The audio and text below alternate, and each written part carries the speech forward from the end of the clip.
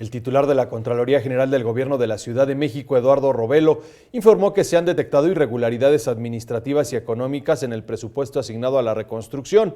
Tras su comparecencia ante la Comisión de Transparencia y Combate a la Corrupción en el Congreso de la Ciudad, enfatizó que se darán a conocer los resultados sin proteger a funcionarios. Aclaró que las autoridades ejecutoras aún se encuentran en tiempo de solventar las observaciones que ya han sido notificadas por la Contraloría a fin de entregar el reporte a finales de este año.